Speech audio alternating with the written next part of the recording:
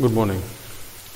तो पिछले S block वाली क्लास में हम लोगों ने क्या किया है, सबसे पहले हम लोगों ने पीरियोडिक प्रॉपर्टीज़ पे बात की है, वो भी एल्कली मेटल्स की। हालांकि पीरियोडिक प्रॉपर्टी एक कॉमन जैसी हैं, बट पहले हम एल्कली मेटल पे बात कर रहे हैं और बाद में हम एल्कलीन अर्थ मेटल पे भी बात करेंगे। ठीक है, तो जैसा कि शुरुआत में हम लोगों ने पीरियोडिक प्रॉपर्टीज़ बहुत सारी पढ़ी, लाइक एटॉमिक रेडियस किस तरह से वेरी करता है, या आयनाइजेशन कैसे वेरी करता है, electronegativity, metallic character, reducing power, most important thing. उसके बाद फिर कुछ केमिकल प्रॉपर्टीज़ पे आए थे, जिसमें सबसे पहला पार्ट जो था हाइड्रोजन को लेकर, वो हम लोगों ने पढ़ा। हाइड्रोजन को लेकर अब अभी हम लोग और बात कर लेते हैं। हाइड्रोजन के बाद ऐसी बहुत सारी केमिकल प्रॉपर्टी भी बाकी हैं, आज ही स्टार्ट कर रहे हैं हम लोग। लास्ट क्लास में मैंने केवल एक प्रॉपर्टी बताई थी। तो केमिकल प्रॉपर्टीज़ की उसी पार्ट में हम लोग अगली कुछ केमिकल प्रॉपर्टीज़ पे बात करेंगे, जिनमें से अब हम दूसरे पार्ट में बात करने जा रहे हैं, और रिएक्शन विद नाइट्रोजन। अब एल्कली मेटल्स जितनी भी हैं, उनका नाइट्रोजन से जो रिएक्शन है वो बहुत डिफ़िकल्ट होता है। उसका रीज़न मैं बता दूं। दरअसल चाहे वो हाइड्रोजन की बात हो या नाइट्रोजन की बात हो, एल्कली मेटल जब भी रिएक्शन करता है तो वो एल्कली मेटल्स के पास चूँकि रिड्यूसिंग पावर होती है, तो वो H2 हो या N2 हो या जो भी सब्सटेंस होगा उसको रिड्यूस करेगा। और अगर आप एल्कली मेटल्स की बात करें, लिथियम, सोडियम, पोटेशियम, रुबिडियम और सीजियम की, तो इन सब में सबसे ज़्यादा रिड्यूसिंग पावर किसकी है? लिथियम की।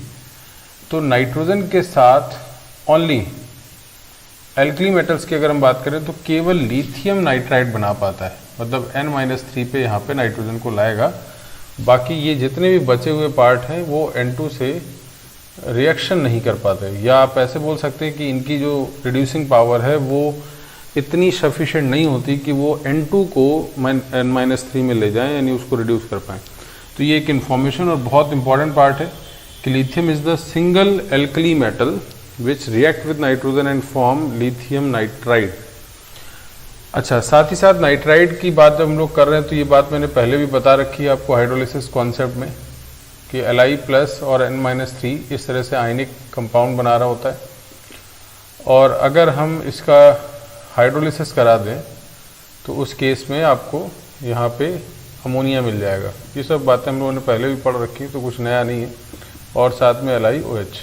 ठीक, तो ये सबसे पहली इन्फॉर्मेशन नाइट्रोजन को लेकर कि N2 जो है वो केवल एल्कली मेटल नाइट्रोजन के साथ रिएक्शन कर रहा है। एल्कली मेटल में से लिथियम के साथ केवल रिएक्शन करेगा, बाकी किसी के साथ रिएक्शन एल्कली मेटल्स जो अदर्स हैं उनके साथ रिएक्शन नहीं करता है। चलिए, इसी तरह से इस पे बेस्ड एक बात हो सकती है। जैसे मान लीजिए आपसे बोला जाए कि लिथियम की रिएक्शन एयर से करा दी गई, तो एयर का मतलब यहाँ पे O2 और N2 दोनों होता है, तो आप लिथियम का नाइट्राइड भी बनाएंगे और लिथियम का ऑक्साइड भी बनाएंगे। लेकिन अगर मैं बात करता सोडियम की रिएक्शन एयर से करा देने का मतलब, तो यहाँ पर केवल सोडियम का ऑक्साइड बनेगा, ना कि नाइट्राइड। ठीक है, तो इस तरह के क्वेश्चन भी आपके दिमाग में रहें कि नाइट्रोजन का रिएक्शन केवल सिंगल एल्कली मेटल लिथियम से ही यहाँ पे हो पाएगा। तो जिस तरह से हम लोगों ने हाइड्रोजन पढ़ा था, वैसे ही आपने नाइट्रोजन के बारे में भी बात की कि नाइट्रोजन के साथ अगर रिएक्शन होगा एल्कली मेटल्स का तो कैसे रिएक्शन होगा और कौन रिएक्ट करेगा, प्रोडक्ट क्या बनेगा, ये सब चीज़ें। इसके बाद हम अगले पोर्शन पे और आ रहे हैं, लेकिन उससे पहले आप इसको नोट कर लीजिए, फिर मैं आगे बढ़ूँ।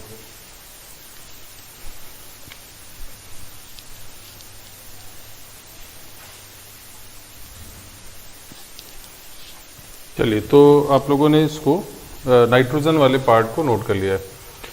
अब हम एक अगले पोर्शन में आ रहे हैं, और वो है ऑक्साइड वाला।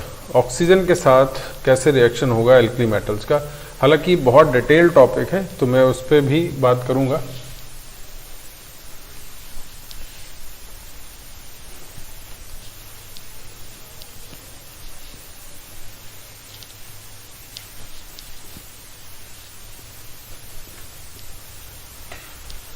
जो ऑक्साइड वाली प्रॉपर्टी की बात कर रहा हूँ, रिएक्शन विद ऑक्सीजन, तो इस पे मैं दोनों का एक कॉमन बात बता देता हूँ आपको। रिएक्शन विद ऑक्सीजन, यहाँ पे हम लोग एल्कली मेटल्स और एल्कलीन अर्थ मेटल दोनों को इंक्लूड कर लेते हैं, और ताकि दोनों जगह आप इसको एक साथ समझ लें। तो पहले इन जनरल बात समझ लीजिए।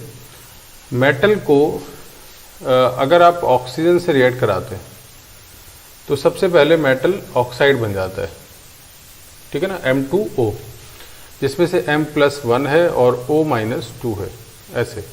तो 2 1 इधर है ना, तो ये मेटल का ऑक्साइड है।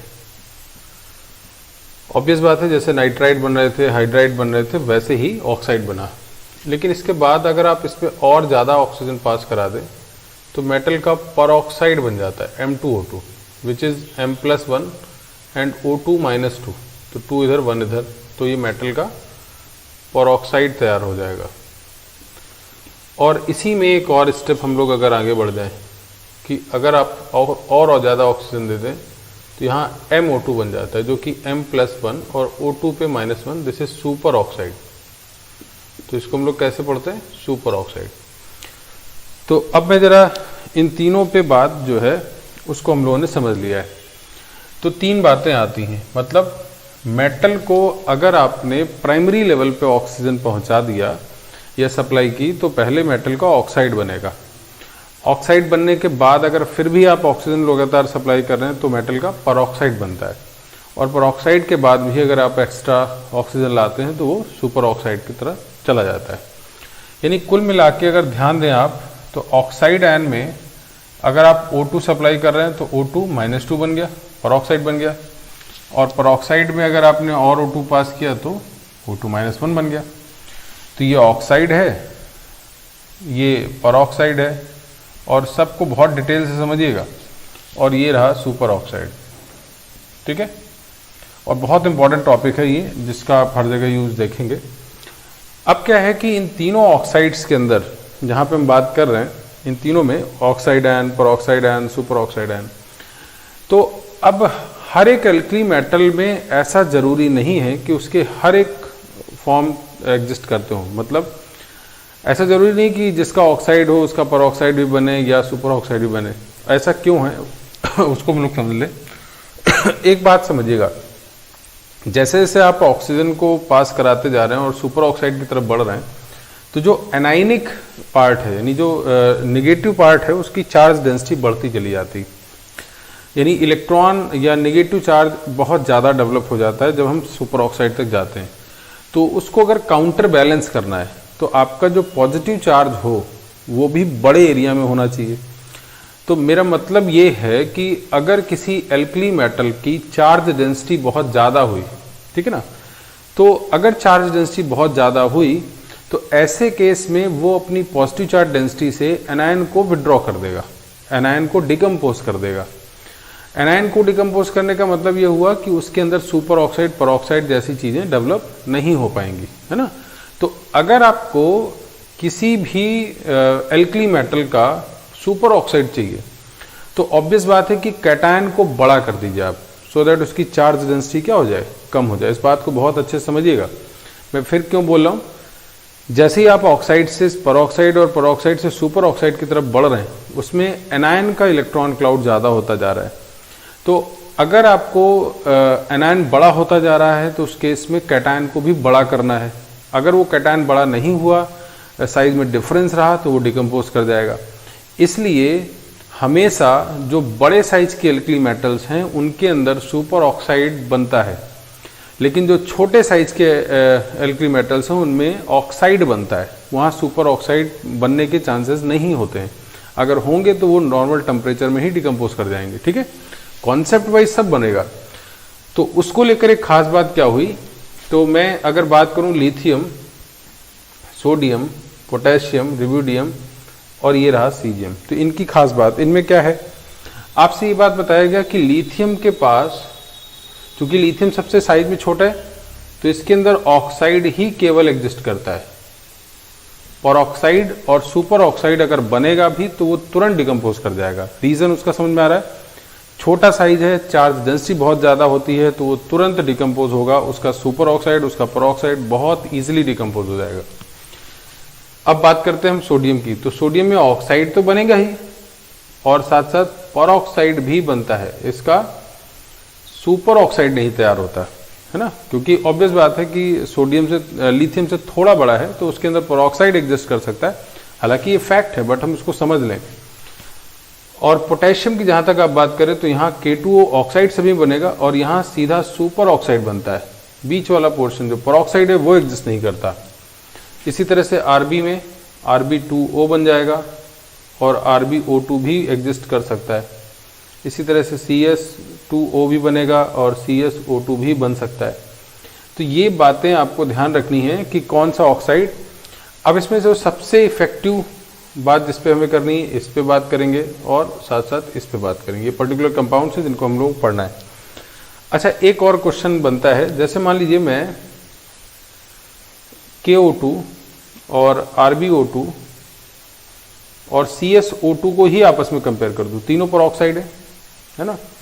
तो अगर इनके आपस में पेरोक्साइड की स्टेबिलिटी कंपेयर की जाए तो ऑब्वियसली सबसे ज़्यादा स्टेबल कौन होगा, ये वाला पोर्शन, क्योंकि बड़े साइज का है तो इसके साथ स्टेबल ऑर्डर आप दिखा सकते हैं। तो यहाँ पे स्टेबिलिटी ऑर्डर आपको ये दिखेगा।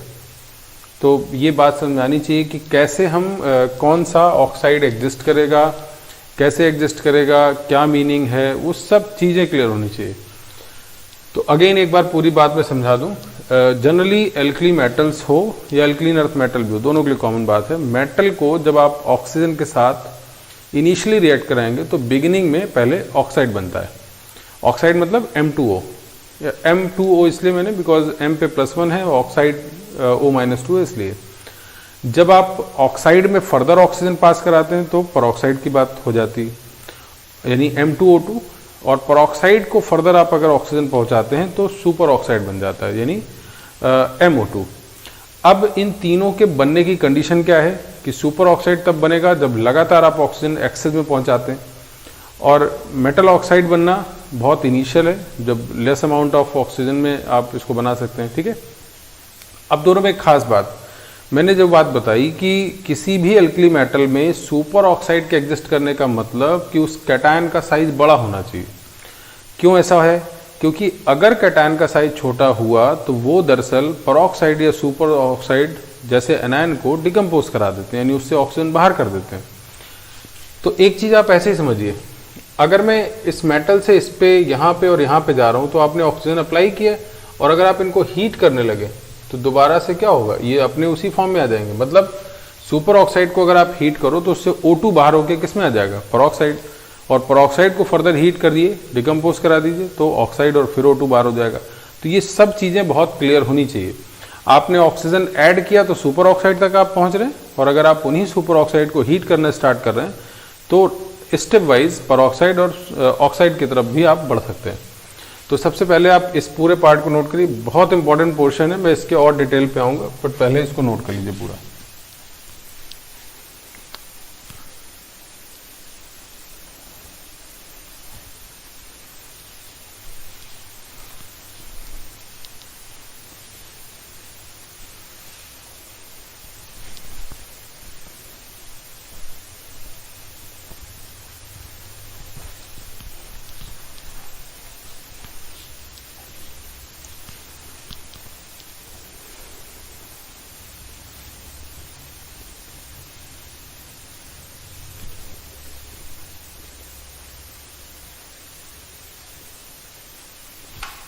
चलिए, तो मेरे ख्याल से आपने इसको नोट कर लिया होगा।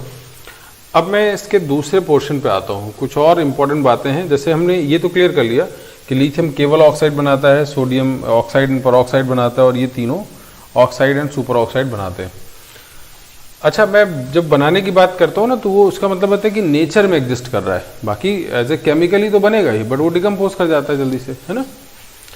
अब एक बात इसको लेकर, हमें केवल यहीं ऑक्साइड तक ही नहीं रहना है, अब जो बन गया है उनके बारे में भी डिटेल जाननी है, ये भी ध्यान रखिए। तो हम उसकी डिटेल पे आते हैं, और उससे रिलेटेड बहुत क्वेश्चन आपको मिलेंगे एग्जाम के अंदर।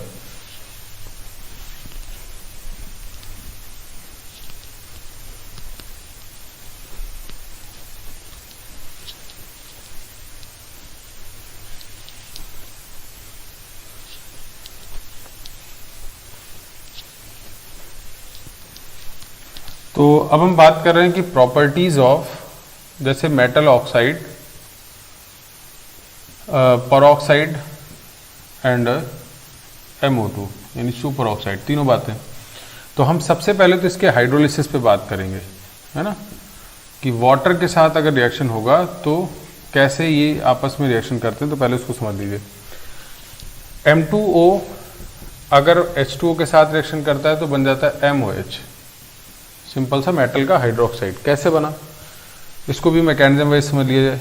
दरअसल M+1 है और O-2 है, तो आयनिक कंपाउंड है।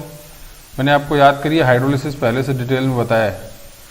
ये कॉन्जुगेट बेस है, इसका H निकाल लेगा तो OH-1 और OH-1 यहाँ से भी आ जाएगा, तो दोनों मिलके क्या बना देंगे, MOH। ठीक, तो सिंपल सा पार्ट है। जस्ट लाइक Li2O वाटर से रिएक्शन करेगा तो LiOH। हालांकि आप आंसर तो पहले भी लिख लेते, इतना बड़ा डिटेल एनालिसिस नहीं करते, बट अब आपको जानना चाहिए और प्रॉपर कॉन्सेप्ट। जैसे मान लीजिए आपसे कोई क्वेश्चन पूछता इस रिएक्शन में एज ए कॉन्जुगेट बेस कौन काम कर रहा है, तो ऑक्साइड आयन कर रहा है ना। ऐसे ही Na2O plus water it gives NaOH, ठीक है, या K2O plus water it gives QH। तो इस पे हम लोग बात तीनों पे कर सकते हैं। ठीक, ये आसान बात थी। लेकिन इसके बाद हम दूसरे पार्ट में आते हैं। ये केस फर्स्ट है, ऑक्साइड की बात हमने की। दूसरे पार्ट में करते हैं सुपर ऑक्साइड की बात। तो परऑक्साइड के केस में अगर आप M2O2 ले रहे हैं और वाटर से रिएक्शन लिख रहे हैं तो इस रिएक्शन में MOH भी बनता है और साथ साथ H2O2 बनता है। कैसे बनता है जरा इसका मैकेनिज्म समझ लेते हैं। बहुत सिंपल सी बात है, हाइड्रोलिसिस में करना है तो M+1 है और O2 पे -2 है, समझ में आई बात। और O2-1 कैसा है, ऐसा। तो जब आप इसको वाटर से रिएक्ट कराएंगे तो पहले कॉन्जुगेट बेस O- इसका एक H निकालेगा और फिर ये भी दे देगा। तो दो स्टेप में आप दिखा दो, O- OH, फर्दर वाटर से रिएक्शन होगा तो यहाँ पर OH, ये बन गया परऑक्साइड। और जो OH- बचा वो कहाँ है, वो MOH बन जाएगा। तो ये सिंपल सा कॉन्सेप्ट यहाँ पे भी आपको देखने को मिल जाएगा।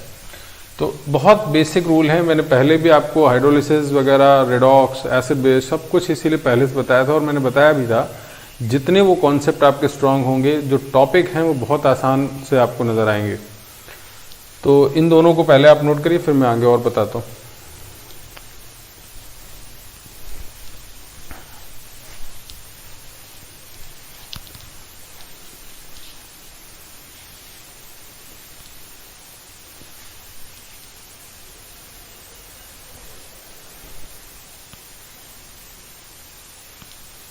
चलिए, तो मेरे ख्याल से ऑक्साइड वाली चीज़ें आपने नोट कर ली। तो मैं ज़रा इसी को और एग्जांपल ले देता हूँ। इसके कुछ एग्जांपल्स दिखाता हूँ।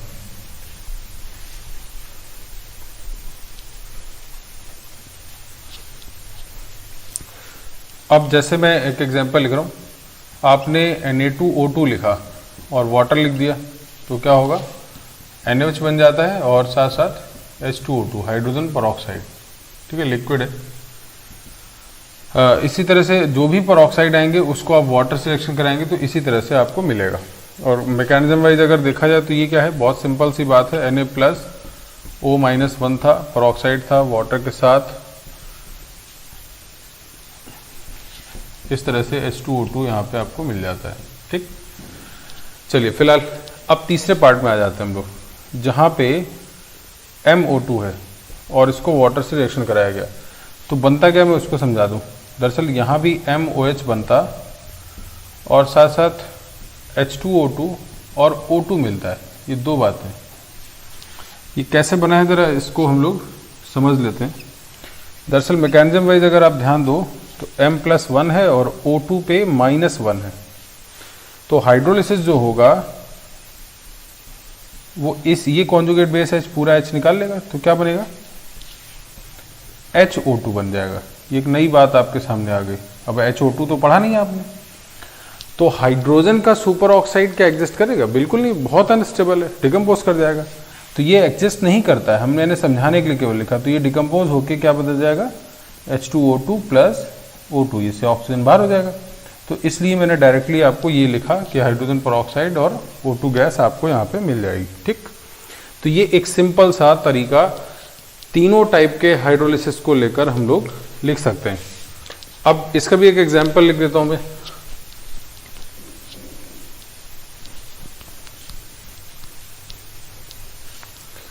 जैसे मैं एग्जाम्पल लिख रहा हूँ KOH का, सॉरी KO2 का, सुपर ऑक्साइड वाटर के साथ रिएक्शन होगा तो KOH बनता है, H2O2 बनता है और साथ साथ आपको यहाँ पे ऑक्सीजन गैस भी मिल जाएगा। ठीक, तो ये पूरी बात आपको समझ आ रही। अब मान लीजिए जैसे एक तरीके का क्वेश्चन आपसे पूछा जाए कि सोडियम की रिएक्शन एक बार लिमिटिंग अमाउंट से होती है, लिमिटिंग अमाउंट O2 से होती है तो क्या बन जाएगा Na2O, और अगर बोला जाए एक्सेस में O2 से होता है तो क्या बन जाएगा Na2O2। तो ये सब चीज़ें ध्यान रखनी। इसके वाटर से रिएक्शन से क्या बनेगा NaOH, यहाँ पे क्या बनेगा NaOH और साथ में H2O2। तो इस तरह के बहुत सारे क्वेश्चन आपको मिलेंगे, तो ये बात इसको नोट कर लीजिए आप। तो हम लोगों ने तीनों टाइप के हाइड्रोलिसिस पहले कॉन्सेप्ट में क्लियर होने चाहिए। अगर ऑक्साइड है तो सिंपली वाटर से रिएक्शन करके मेटल का हाइड्रोक्साइड बन जाएगा। अगर आपके पास परऑक्साइड है तो हाइड्रोजन परऑक्साइड बनेगा, मेटल का हाइड्रोक्साइड बनेगा। और अगर सुपर ऑक्साइड हुआ तो वो ऑक्सीजन गैस के साथ आपको परऑक्साइड देगा। ठीक है, तो इसको नोट करिए, फिर मैं आगे बढ़ता हूँ।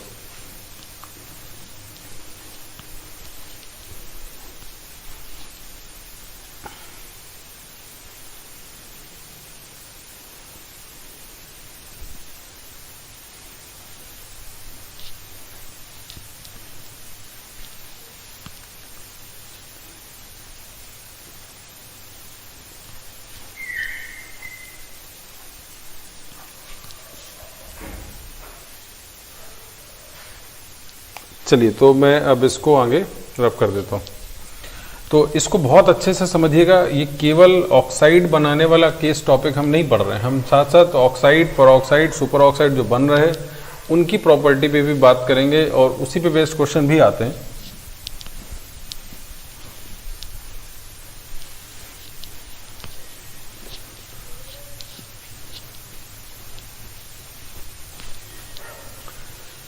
चलिए, तो अब हमारे पास एक और बात कि जैसे क्वेश्चन में बता रहा हूँ, लिथियम की बात, सोडियम की बात और पोटेशियम की बात। मैंने यहाँ पे एक्सेस में O2 लिखा, यहाँ भी एक्सेस में O2 लिखा और यहाँ भी एक्सेस में O2 लिखा। तो तीनों में अलग अलग चीज़ें बनेंगी। कैसे? इसमें तो Li2O ही बनता है, इसमें एक्सेस में जाएगा तो Na2O2 बन जाएगा और यहाँ पे एक्सेस में जाएगा तो Q2 बन जाएगा। ठीक, तीनों की अलग अलग बातें होंगी, तीनों में अलग अलग टाइप के कंपाउंड्स भी बन गए। इनका डिटेल फर्दर, वाटर से LiOH बना, यहाँ पे वाटर से NaOH बना एंड H2O2 बना। तो फाइनल बात मैंने यहाँ पे लिख दी, सब कुछ जो अभी तक बताया। यहाँ पे KOH बना, H2O2 बना और O2 बना। तो ये सब आपको डिटेल अच्छे से आना चाहिए। ठीक, अच्छा, ये एक पोर्शन हो गया जिसपे हमने इन ऑक्साइड, परऑक्साइड, सुपर ऑक्साइड की एसिड बेस रिएक्शन वाली प्रॉपर्टी पे बात की। अब हम इसकी एक और प्रॉपर्टी पे बात करते हैं। अगर हम बात करें ऑक्साइड की, तो मेटल के ऑक्साइड क्या होते हैं? बेसिक नेचर के। तो ये सभी बेसिक हैं, चाहे वो परऑक्साइड बने या सुपर ऑक्साइड बने। लेकिन साथ ही साथ जो परऑक्साइड और सुपर ऑक्साइड है उनको आपने एक्स्ट्रा ऑक्सीजन दे रखी है ना, फोर्सफुली, क्योंकि आपने एक्स्ट्रा पहुंचाया इसलिए वो कंबाइन हो रहे हैं। तो अगर हम किसी रेडॉक्स रिएक्शन की बात करें तो दरअसल सुपर ऑक्साइड और परऑक्साइड के पास उनकी ऑक्सीडाइजिंग पावर भी होगी, क्योंकि वो ऑक्सीजन तो कभी भी रिलीज कर सकते हैं ना अपना। तो बस, लेकिन कब रिलीज करेंगे? जब उनको कोई ऑक्सीजन लेने वाला सब्सटेंस मिले, मतलब रिड्यूसिंग एजेंट मिले। तो मैं अब उसी टॉपिक पे बात करने जा रहा हूँ। तो हम लोग बात oxidising power of M2O2 and MO2 पे बात करेंगे। जैसे हमने डिफरेंट टाइप की बात, अच्छा, मेटल ऑक्साइड तो बेस है, उसको तो सिंपल एसिड बेस, जितनी भी रिएक्शन आप चाहते हो एसिड बेस की रिएक्शन कराइए। मैंने बहुत सारे रिएक्शन का एग्जाम्पल लिए, लेकिन इन दोनों में ऑक्सीडाइजिंग जो बिहेवियर है वो क्या है? M2O2 M2O में और नेशेंट ऑक्सीजन इस तरह से डेवलप कर सकता है। ठीक, ये इसका ऑक्सीडाइजिंग बिहेवियर हो गया। जैसे मैंने डिफरेंट H2SO4, HNO3 बहुत सारे बताए हैं। और इसी तरह से MO2 का जो ऑक्सीडाइजिंग बिहेवियर हुआ वो M2O एंड नेशेंट ऑक्सीजन। ठीक, बैलेंस करने के लिए इसको आप 2 टाइम्स लिख दीजिए, तो यहाँ पे 3 टाइम्स लिख के बैलेंस कर सकते हैं। यहाँ पे बैलेंस है ऑलरेडी। तो इस तरह से इसका ऑक्सीडाइजिंग बिहेवियर आप देख सकते हो। अब इस ऑक्सीडाइजिंग बिहेवियर से ये बहुत सारे सब्सटेंस को क्या करेगा, ऑक्सीडाइज करेगा, रेडॉक्स कराएगा। तो मैं उस रेडॉक्स वाली कुछ रिएक्शंस को यहाँ पे लिखूंगा और इनकी रिएक्शन कैसे आप दिखा पाते हो वो मैं लिखूंगा। तो उससे पहले मैं ज़रा इसको रफ कर देता हूँ, ऊपर वाला पोर्शन जो आपने पढ़ा है, और ये अच्छे से नोट कर लीजिएगा आप।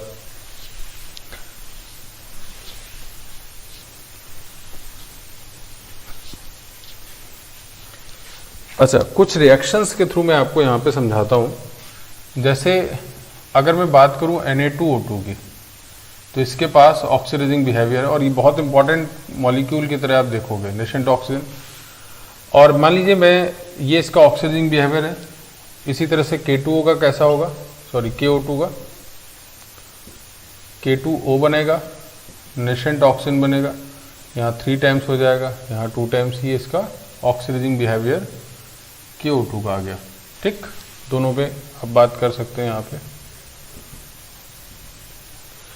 अब हम जैसे मान लीजिए मैंने आपसे बोला Na2O2 की रिएक्शन S8 से करा दी, या Na2O2 की रिएक्शन आपने CO से करा दी, या Na2O2 की रिएक्शन आपने CO2 से करा दी, Na2O2 की रिएक्शन आपने फास्फोरस से करा दी। ये सभी सब्सटेंस से आप इसको रिडॉक्स करा सकते हैं। इससे क्या होगा, ये सब ऑक्सीडाइज होंगे और ये रिड्यूस होगा। तो मैं एक एक रिएक्शन पहले लिखता हूँ, फिर बाद में KO2 की भी बात करेंगे।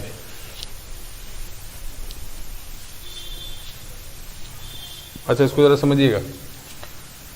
सबसे पहले वाले में मैं क्या करना है, Na2O2 मैं एक लिख देता हूँ, बाकी आप सब लिखेंगे, नेसेंट ऑक्सीजन। और जो S8 बना है इसको आप O2 से रिएक्शन कराइए और SO3 बना दीजिए ऑक्सीडाइज। अब चूंकि 8 टाइम्स आपने लिख दिया, आप सल्फर भी लिख सकते हैं, तो 8 टाइम्स ऐसे कर दिया मैंने। यहाँ पे 24, तो 12 लिखना होगा, है ना। तो यहाँ पे मेरे ख्याल से बैलेंस हो गया ही। अब चूंकि आपने अगर यहाँ पे नेसेंट ऑक्सीजन देना होगा ना, O2 नहीं, तो SO3 बना दिया और 8 टाइम्स यहाँ पे है, तो यहाँ भी आपको 24 O2 लिखना होगा। ठीक, तो ऊपर भी 24 मल्टीप्लाई कर दें और एक साथ ऐड कर दो, तो ये कैंसिल होना होगा। तो S8 plus 24 Na2O2 it gives 8 times of SO3 plus 24 Na2O। समझ गए। तो ऐसा जरूरी नहीं है S8 के साथ आप लिखो, S8 की जगह केवल S भी लिख सकते हैं, बट वो तो मैंने बैलेंसिंग के लिए लिख दिया है।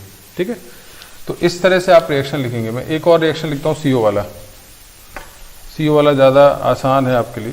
Na2O नेसेंट ऑक्सीजन और CO क्या करेगा, उसी नेसेंट ऑक्सीजन को लेकर CO2 बना देगा। ठीक, अब देखो इसमें एक और ख़ास बात, ये दोनों एसिड बेस हैं तो ये आपस में मिल भी जाएंगे, मतलब Na2O और CO2 आपस में रिएक्शन करके क्या बना देगा, Na2CO3। तो एक साथ कंबाइन करने के बाद ये कैंसिल यहाँ से, ये कैंसिल यहाँ से, ये भी कैंसिल, तो सब मिला जुला क्या बना, Na2O2 plus CO it gives Na2CO3।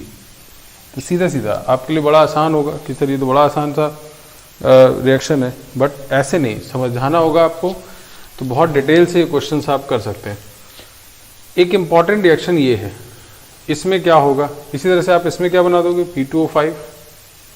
ठीक है, यहाँ पे आपने बना दिया Na2CO3। अच्छा, यहाँ पे जिस तरह से ये हम लोगों ने इनको भी तो रिएक्ट करा सकते हैं ना आप, तो इनमें भी रिएक्शन हो जाएगा, तो यहाँ भी Na2SO4 बना देंगे आप। ठीक, यहाँ पे क्या रिएक्शन होगा वो मैं लिखता हूँ। अच्छा क्वेश्चन है, पहले आप इतना नोट कर लीजिए।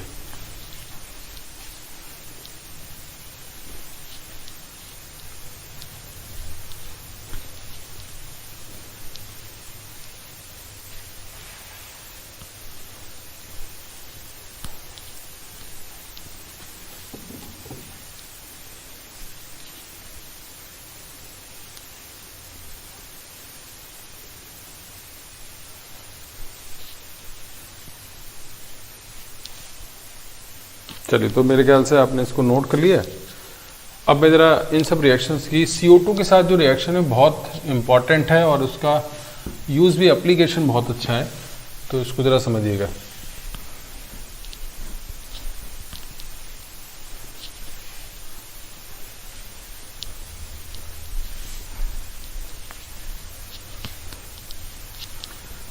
अच्छा, जो CO2 के साथ रिएक्शन है वो बड़ा अलग किस लिए है?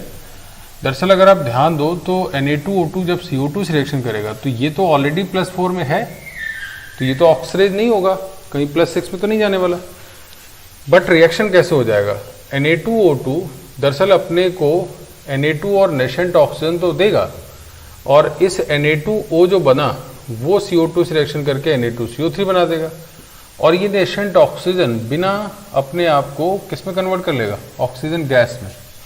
तो अल्टीमेटली अगर आप इसको ऐड कर दो तो Na2O2 CO2 के साथ कंबाइन करके Na2CO3 और हाफ O2 बनाता है।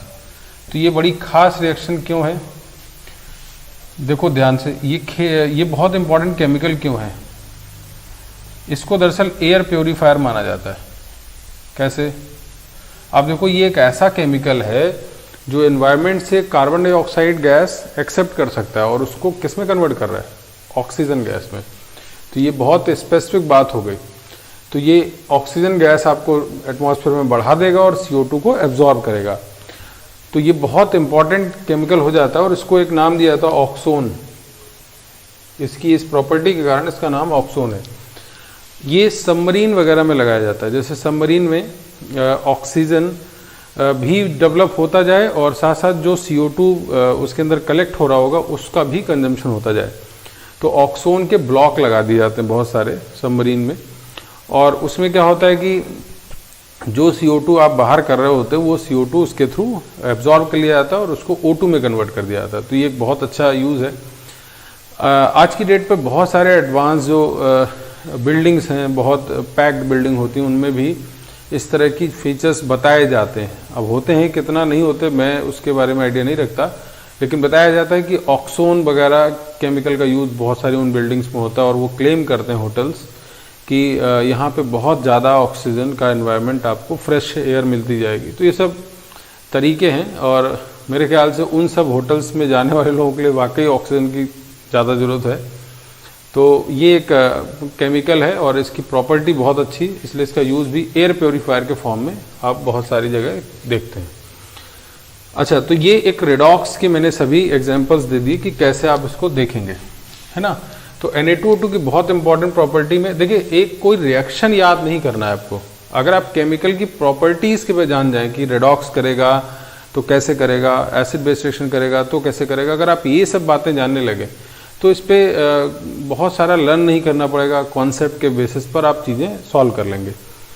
अब मैं इसके अलावा KO2 से भी बात करता हूँ। KO2 में भी कैसी प्रॉपर्टी है, सेम बातें करेंगे हम उसी तरह से। Na2O2 की एक और रिएक्शन है, इस पर भी हम बाद में बात कर लेंगे, लेकिन पहले आप इन जनरल समझिए। इसी तरह से KO2 को अगर आप CO2 से रिएक्शन कराएं, KO2 को रिएक्शन हम सल्फर से करा दें, ये IIT ने पूछ रखा है क्वेश्चन। KO2 की रिएक्शन भी अगर हम P4 से करा दें, तो ये सब में इसमें क्या होगा? K2CO3, और यहाँ भी O2 गैस वैसे ही जैसा है, यहाँ पे K2SO4 बन जाएगा सल्फेट, यहाँ भी K3PO4 बन जाएगा। तो ये सब रिएक्शन रेडॉक्स वाली यहाँ पे आप देख पाओगे, ठीक। तो ये क्वेश्चंस अच्छे हैं, और ये भी एक केमिकल है जो ऑक्सोन की तरह काम करता है। तो ये एज ए एयर प्योरीफायर आप इसका भी यूज़ कर सकते हैं KO2 का। तो ये बहुत इंपॉर्टेंट पार्ट है, ठीक है। तो हमें इन ऑक्साइड्स की जो प्रॉपर्टी हैं, चाहे वो परऑक्साइड की बात हो या सुपर ऑक्साइड की बात हो, दोनों में बहुत सारे क्वेश्चंस बनते हैं। तो हम लोगों को क्या करना है, ऑक्साइड्स के बारे में जब जानना है तो केवल ऑक्साइड्स परऑक्साइड और सुपर ऑक्साइड बनते हैं, केवल इतना नहीं पढ़ना, हम उसके अंदर आए और सुपर ऑक्साइड परऑक्साइड का डिटेल टॉपिक है आपके इस ब्लॉक में, तो उन पे सभी प्रॉपर्टीज़ पे एक एक करके फोकस करेंगे, ठीक है। चलिए, तो मेरे ख्याल से इसको अच्छे से पढ़िए, नोट कर लीजिए। और अब मैं एक तीसरी प्रॉपर्टीज़ में पहुंच जाता हूं, जिसमें हम लोग बात करेंगे अमोनिया से रिएक्शन की, ठीक है। तो इसको नोट कर लीजिएगा आप, एक एक रिएक्शन वगैरह सब।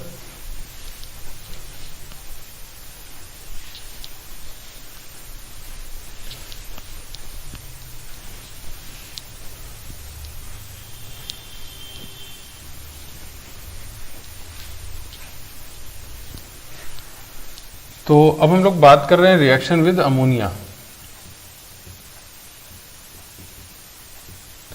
तो NH3 के साथ जो एल्कली मेटल्स की रिएक्शंस हैं उनमें लिथियम भी है, सोडियम, पोटेशियम, रुबिडियम, सीजियम, ये सभी हैं।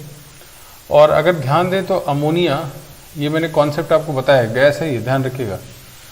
तो इन सब के साथ रिएक्शन करने का पैटर्न जो है, जो कॉन्सेप्ट है वो क्या होगा, इस पे भी बात हम लोग करेंगे। तो अभी तक जो हम लोग पढ़ रहे हैं उसमें क्या होता था, मेटल का अगर कभी भी किसी ऐसे सब्सटेंस से रिएक्शन करा रहे हैं जिसके पास एसिडिक हाइड्रोजन है और वो नॉन ऑक्सीडाइजिंग एसिड है, तो इसमें क्या होगा, H निकल जाएगा। तो यहाँ पे आपने पहले पढ़ा है NaNH2 बन जाता है और हाफ हाइड्रोजन गैस बाहर। इसी तरह से KNH2 हाफ हाइड्रोजन, ये बाहर हो गया। इसी तरह से RbNH2, यानी सबके एमाइड बन जाएंगे, है ना। इसी तरह से CgM का NH2 और यहाँ भी हाइड्रोजन। मैंने लिथियम नहीं लिखा, और लिथियम सबसे लास्ट में क्यों लिख रहा हूँ, इसका रीज़न मैंने बताया था पहले भी, एक्सेप्शनल है। चूँकि रिड्यूसिंग पावर सबसे ज़्यादा है और due to high reducing power ये इसके 2 H को बाहर कर देता है, और यहाँ जो बनता है वो Li2NH बन जाता है, यानी ये एमाइड बनता है। ये एमाइड नहीं होता, ये एमाइड है सब, बट ये क्या है, इमाइड। तो ये एक स्पेसिफिक रिएक्शन है। मैं आपको शुरुआत में मैंने ये बात अलर्ट में बताई थी कि हर एक चीज़ में कुछ ना कुछ वेरिएशन लिथियम जरूर रखता होगा। अब इस पे बेस्ड कई बार मोल कॉन्सेप्ट के बहुत अच्छे क्वेश्चन बन जाते हैं। जैसे मान लीजिए मैं आपसे बोलता, इन सबको अच्छे से ध्यान रखिएगा, सोडामाइड इंडिविजुअल हम इस पे बात करेंगे अभी। जैसे मान लीजिए मैंने लिखा लिथियम और सोडियम के 1 मोल हैं, ये 1 मोल है और यहाँ ये भी 1 मोल है, और इस मिक्सचर की मैंने एक्सेस अमोनिया से रिएक्शन करा दी, तो आपको कितने मोल हाइड्रोजन में गैस मिलेगी। तो आपको क्या लिखना होगा, इसके 1 मोल से क्या मिल रहा है, यहाँ भी हाइड्रोजन मिलता है लेकिन 1 मोल मिलेगा, और इसके 1 मोल से क्या मिला था, हाफ। तो यहाँ हाफ सोडियम वाला हो गया और यहाँ पे 1 मोल लिथियम से हो गया, तो टोटल कितना आ जाएगा, 3/2 मोल। तो इस तरह के क्वेश्चन भी आपको फेस करने होंगे, या NTP में वॉल्यूम पूछ दिया जाता है, तो वो सब आप मेरे ख्याल से अच्छे समझते हैं तो आप कर सकते हैं। बट जब तक आपको ये रिएक्शन नहीं पता होगा, ये कॉन्सेप्ट नहीं पता होंगे, तो मोल आपके लिए बेकार है। तो जो मोल कॉन्सेप्ट का भी क्वेश्चन आएगा जेई के अंदर, वो आपसे हर समय रिएक्शन बता के नहीं आएगा। वो अलग बात है, जब आपको शुरुआत की जाती है तो आपको मोल कॉन्सेप्ट पढ़ाते समय आपको बार बार रिएक्शन बता दी जाती है, बट एग्जाम में रिएक्शन आपको नहीं बताई जाएगी, क्योंकि वो भी एक सिलेबस का पार्ट है। तो वो आपको खुद समझना होगा कि हम क्या प्रोडक्ट लिखेंगे, कैसे रिएक्शन होगा, वो सब आपको जानना है। तो ये एक इम्पॉर्टेंट पार्ट है, इसको आपको नोट करना चाहिए। इसको नोट कर लीजिए, फिर मैं आगे बात करूँ। तो आपने ये नोट कर लिया होगा। अच्छा, ये अमोनिया के साथ रिएक्शन वाला एक पोर्शन है जिसमें आपने गैसियस फेज से रिएक्शन करा दी है। एक और बात, इसमें जो इंडिविजुअल मैंने सोडामाइड बनाया NaNH2, इसके बारे में थोड़ा हम लोग और डिटेल पे आते हैं। इसकी कुछ इंडिविजुअल रिएक्शंस हैं जो इन्फॉर्मेशन भी है एक तरीके से, वो आपको समझनी है, वो मैं बता देता हूँ आपको। हालांकि आपने इसका यूज़ ऑर्गेनिक में पहले बहुत सुना होगा। सोडामाइड एक स्ट्रॉन्गर बेस है, तो हम लोग यहाँ पे NaNH2 पे बात कर रहे हैं, और ये सोडामाइड है। आप अगर ध्यान दें तो Na+ और NH2- है, ये एक स्ट्रॉन्गर बेस होगा, ठीक है। तो आपको याद है कि अगर सबसे पहले तो मैं NaNH2 की रिएक्शन अगर वाटर से कराता तो क्या होता, Na+ का तो कुछ होना नहीं, NH2- एमाइड है, और वो इसके H को निकाल कर यहाँ पे अमोनिया बनाता और यहाँ पे NH बन जाता। क्लियर। और ये सबसे पहले हाइड्रोलिसिस की बात हमने यहाँ पे की, जो आपने पहले भी ध्यान रखा है। दूसरी एक बात, एलिमिनेशन वाला पोर्शन भी यहाँ पे ये करता है। बहुत डिटेल पे हम लोग नहीं जाएंगे, बिकॉज आप अभी ऑर्गेनिक को नहीं जान रहे। एल्काइलाइड है, अल्फा बीटा, आपको याद है NaNH2 एक स्ट्रॉन्गर बेस होता है और वो एलिमिनेशन कराता है। तो यहाँ एल्कीन बन जाता है, NaX बन जाता है, और साथ साथ वो अमोनिया का मॉलिक्यूल यहाँ पे अलग हो जाता है। ठीक, यानी कैसे होता है, NH2- इसके बीटा से H निकाल लेता है, और anion बनते ही फिर X बाहर हो जाता है, तो यहाँ से एलिमिनेशन करता है। या इस तरह के आपने क्वेश्चन किए भी हैं, CH3CH 2Cl और आप NaNH2 लिखने के बाद यहाँ पे एथिलीन बना देते हैं। और अगर डाई हैलाइड है CH3CHCl2 तो यहाँ पर भी NaNH2 के साथ आप रिएक्शन करा के एसिटिलीन बनाते हैं। ठीक है, तो ये सभी रिएक्शंस आपको पता होनी चाहिए। साथ में अमोनिया जरूर बनेगा, वो भी आप दोनों में लिखेंगे। तो ये रिएक्शन तो आपके लिए पहले से भी पता है आपको। और सबसे इम्पॉर्टेंट बात आपको ये पता है कि ये स्ट्रॉन्गर बेस है, किसी भी एसिडिक एच को निकाल सकता है। ध्यान रहे कि NH2- स्ट्रॉन्गर रहे बस। लेकिन ये रिएक्शन मुझे नहीं बताना था। ये रिएक्शन तो आपको पहले से भी थोड़ा थोड़ा आइडिया है। कुछ नई रिएक्शंस हैं जो इन्फॉर्मेटिव हैं, वो आपको मैं यहाँ पे लिख देता हूँ, जिनको आपको याद ही रखना है। इसमें कोई इफ एंड बट नहीं करना है। कार्बन के साथ सभी ने जेई में क्वेश्चन आ चुके हैं ये। इसमें रिएक्शन में हाइड्रोजन आप बाहर कर दीजिए, बाकी एक साइड ऐड कर दीजिए, NaCN plus hydrogen. Important part है, आपको याद ही रखना होगा। इसी तरह से NaNH2 को अगर आप CO से रिएक्शन करा दें तो बस एक एक्स्ट्रा ऑक्सीजन आ गया तो इसको दे दीजिए, वो बाकी वैसे ही बना दे, NaCN प्लस H2O। तीसरा एक और रिएक्शन, NaNH2 का रिएक्शन अगर हम N2O से करा दें तो एक साथ H2O बाहर कर दीजिए, बाकी एक साथ जोड़ दीजिए, यहाँ बन जाएगा NaN3 और H2O। This is sodium azide, sodium cyanide, sodium cyanide. तीनों ही बहुत इंपॉर्टेंट रिएक्शन है। आप ऐसे समझ लीजिए, इससे कई बार जेईई के लिए क्वेश्चन पूछे, तो अब आप इसको कैसे भी तैयार करें, बट तैयार करना होगा। तो एक बार मैं नाइट्रोजन फैमिली में एक बार दोबारा से बात करूंगा इस पर, बिकॉज इस पोर्शन में नाइट्रोजन भी है, बट वहाँ का इंतजार नहीं करना होता है। एक बार यहाँ पढ़ेंगे, फिर आप उस पार्ट में भी पढ़ेंगे, तो प्रैक्टिस में आपको तैयार हो जाएगा। बहुत इंपॉर्टेंट रिएक्शन है, इसको बहुत अच्छे से ध्यान रखिएगा। अच्छा, इस पे बेस्ड एक छोटा सा क्वेश्चन, या इसी रिएक्शन का ही एक नया रिएक्शन मैं पूछ रहा हूँ आपसे।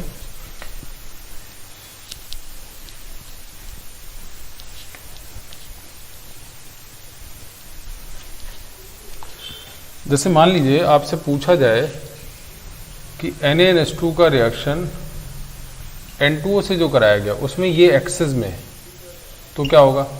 अच्छा, अगर एक्सेस नहीं होता तो क्या बनाया था आपने? NaN3 और वाटर। अब एक्सेस में क्या है? ये है। तो अब प्रोडक्ट से हमेशा ध्यान रखा करो, जो एक्सेस होता है उसकी रिएक्शन कराई जाती है। तो ये तो इससे रिएक्शन नहीं करेगा, वाटर रिएक्शन कर सकता है ना इससे। तो क्या बनेगा? फर्दर NaOH और अमोनिया, मतलब वाटर नहीं मिलेगा, बल्कि आपको ये दोनों प्रोडक्ट मिल जाएंगे। तो ये इस तरह का एक क्वेश्चन की तरह आप इसको डील करेंगे। ठीक, तो ये आपको ध्यान आना चाहिए। तो हमने अमोनिया से रिएक्शन पढ़े एल्कली मेटल्स के, और उसके बाद जो वेरिएशन है वो तो लिथियम वाला वेरिएशन था, वो आपको क्लियर होना चाहिए। इसके अलावा जो वेरिएशन था कि NaNH2 के इंडिविजुअल जो कुछ रिएक्शंस हैं वो आपको आनी चाहिए। एक और बात आपने पढ़ी है यहाँ पे, और वो अमोनिया से ही दूसरी रिएक्शन का है कि लिक्विड अमोनिया सोल्यूशन की अगर हम बात करें, लिक्विड अमोनिया सोल्यूशन में क्या होगा? Liquid ammonia solution of alkali metal. तो एल्कली मेटल से भी ज़्यादा आपने सोडियम का लिक्विड अमोनिया ज़्यादा सुना है, बट इसमें होता क्या है? दरअसल हम एल्कली मेटल जो है उसका लिक्विड अमोनिया के साथ सोल्यूशन बनाते हैं। तो होगा क्या? ये सॉल्वेंट की तरह हो गया। तो ऐसे केस में M+ से M+1 और इलेक्ट्रॉन फ्री हो जाता है, और फिर M+ को बहुत सारे अमोनिया के मॉलिक्यूल सॉल्वेट कर देते हैं। इस तरह से बहुत सारे अमोनिया के मॉलिक्यूल इसको सॉल्वेशन कर देते हैं, तो सॉल्वेटेड कैटायन आपको मिल जाते हैं इस तरह से। और साथ ही साथ इस इलेक्ट्रॉन को भी बहुत सारे अमोनिया के मॉलिक्यूल सॉल्वेट करेंगे।